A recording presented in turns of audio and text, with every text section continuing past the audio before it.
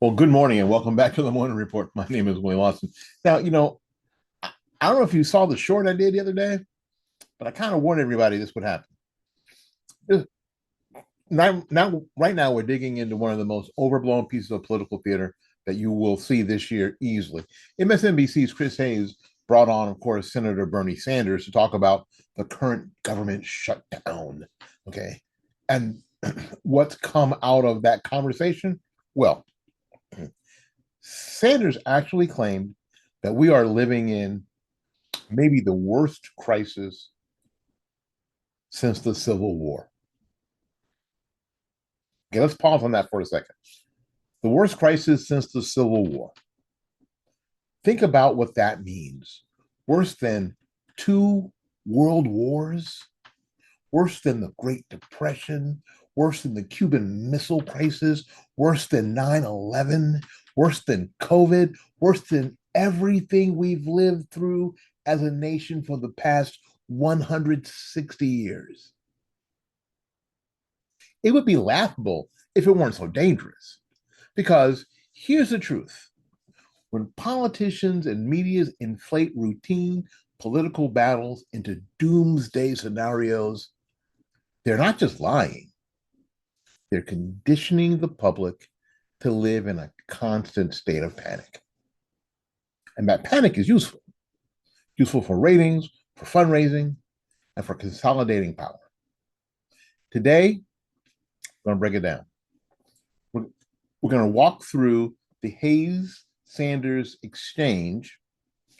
In fact, we'll fact check their constitutional claims. We'll compare Sanders' Civil War hysteria with an actual American crisis. We're going to highlight what the media doesn't say, and we'll place this moment in the broader pattern of how Trump is covered.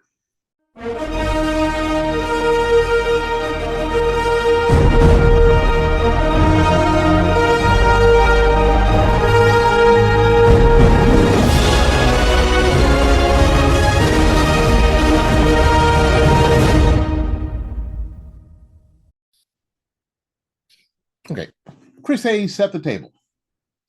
As they do, they throw up a softball, slow pitch, underhand, and he says this: I've never seen a president gloating about punishing states that didn't vote for him. So right out of the gate, it's personal, right? It's not about appropriations. It's not about negotiating leverage. It's about revenge. Hayes makes Trump sound like a mob boss cutting off power to neighborhoods that won't pay. And then Bernie Sanders delivers the big line: we're living in maybe the worst crisis since the Civil War. Okay, here's what's happening. Hayes provides the emotional framing. Okay, Sanders supplies the apocalyptic conclusion. Together, they present the shutdown not as politics, but as the end of the American experiment. Okay, compare this to past shutdown coverages. In 2013, when Republicans fought Obama over Obamacare funding, outlets like MSNBC and CNN called it a reckless stunt, and nobody screamed Civil War. And in the 90s, when Newt Gingrich squared off with Bill Clinton, the press talked about brinksmanship, not megalomania. Okay, the rules change with Trump. Every move he makes, even inside the normal constitutional system, gets branded as dictatorship. That's the pattern. All right, let's get into the constitutional side. Article 1, Section 9. Look it up. Congress controls the purse. No spending without appropriations. That's the design. So when a shutdown happens, it's not a breakdown of the system, it is the system. Congress and the president can't agree. Money stops flowing. The pressure builds. Eventually, somebody bends. Now, here's what Sanders is ignoring. Well, this is what he's lying about because he knows for sure. Presidents since the beginning of the republic have tried to play games with appropriated money. Andrew Jackson vetoed spending bills. Abraham Lincoln, in the middle of war, reallocated funds without waiting for Congress. Franklin Franklin Roosevelt impounded money to shape the New Deal priorities. Richard Nixon tried to withhold congressionally appropriated funds in the 70s, which led to a Supreme Court case, Train versus City of New York, 1975. Look it up. So, what did the court say? The president cannot simply refuse to spend money Congress has appropriated, but presidents still have wiggle room in how the funds get deployed. And that's where Trump is playing. So when Sanders says Trump is acting illegally by slowing or redirecting funds, he's half remembering or half telling you history. In truth, the tension has existed for 200 years. The only thing unprecedented is the hysteria around it. Billy Graham famously said he believed the next move of God would be believers making a difference in the marketplace. In the fall of 2019, Anton Kresic moved to Washington, D.C. And as Anton began his career in the political arena, two things became obvious. Godly principles were lacking on both sides of the aisle, and many organizations were putting profits before people. 7 Weeks Coffee was started to reverse this trend and live out Graham's calling as believers in the marketplace. As a values-based business, 7 Weeks Coffee has a simple and transparent mission. Donate 10%, a tithe, of every sale to pregnancy care centers across the nation. They are committed to earning your trust, not expecting it. So how do they do this? Leading with their values, showing the impact and providing the highest quality product. I am a Christian. I'm conservative. And 7 Weeks Coffee unapologetically supports pregnancy care centers across the nation. Please join us by letting your coffee serve a greater purpose. Okay, let's pull apart that Civil War comparison with some real numbers. The Civil War killed more than 600,000 Americans. Towns were burned, entire states seceded from the Union. Washington, D.C. was nearly surrounded by Confederate territory. That was a crisis. World War II. 16 million Americans served. More than 400,000 died. Factories were converted into war machines. Families rationed food. Wow. The Cuban Missile Crisis. For 13 days in 1962, when your host was 2 years old, probably 1.5 years old, nuclear war was on the table. School children were practicing duck and cover drills. This was a crisis. September 11th, 2001. 3,000 were killed in a morning before noon. The Pentagon was attacked.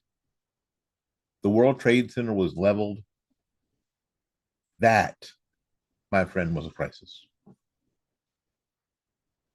A few years ago, COVID, over 1 million American deaths. Schools were closed, businesses destroyed. That was a crisis. And now, a government shutdown? Offices closed for a few weeks? Parks and museums go dark? Some workers get furloughed?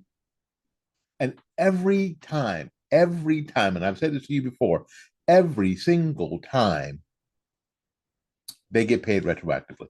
they get their back pay every single time. We don't save a nickel. That, my friend, is not civil war. That is not Pearl Harbor. That is not 9/11. That's not why. That's Washington politics.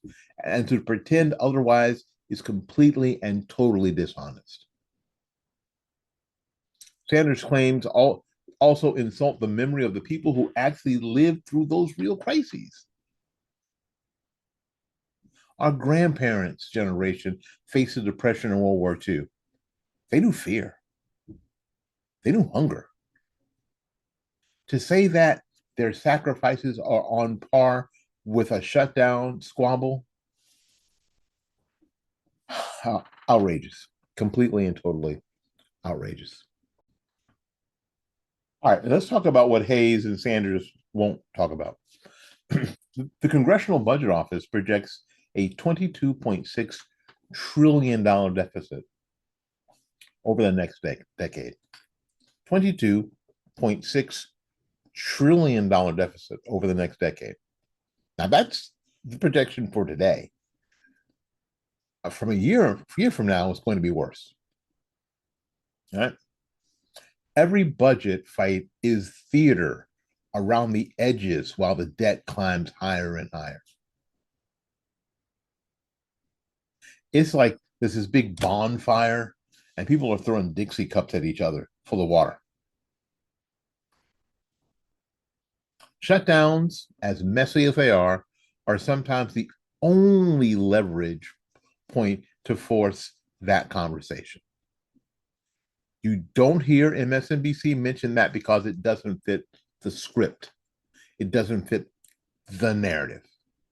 It's easier to say that Trump is mean to Vermont than to admit that Congress keeps spending money that we don't have. And that's really been the issue all along. And let's not forget, when Democrats control the White House and preside over shutdown threats, the media spins the opposite direction. You remember 2018-19? The longest shutdown in U.S. history. Pelosi and Schumer stonewalled Trump over border funding. It was the longest shutdown in U.S. history. The press painted them as principled defenders of democracy. Nobody accused them of staging a civil war. Do you see the pattern? If Trump fights, it's tyranny. If Democrats fight, it's courage. Okay, back up here.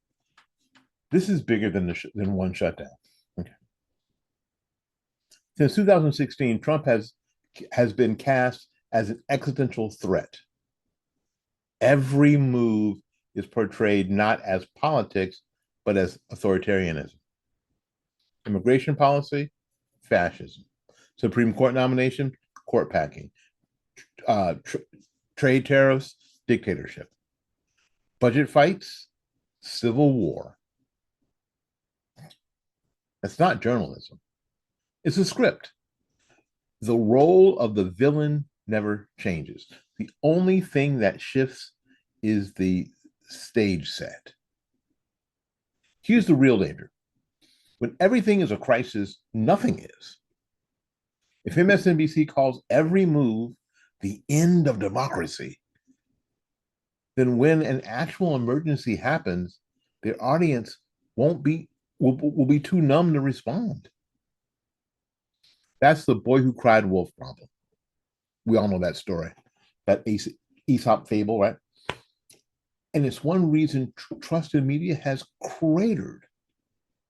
People can smell exaggeration. This shutdown is not the Civil War. It is not Pearl Harbor. It's not 9/11. It's not the Depression. It's not the Cuban Missile Crisis. And it is not COVID. You know what it is? It's politics. Ugly, frustrating, exhausting politics. But still politics. And when Bernie Sanders and Chris Hayes tell you otherwise, They're not giving you truth. They're giving you a script designed to scare you into submission. That's why independent voices matter. And if you want real talk instead of hysteria, you've got to support outlets like this one. So do me a favor, share this episode, subscribe, and help us cut through the noise, because if we don't fight back against the spin will win. My name is William Lawson. This has been Morning Report. Until we see you again, go out there and learn something, love somebody, and for goodness sakes, y'all take care of yourself. We will see you when we see you. Bye-bye now.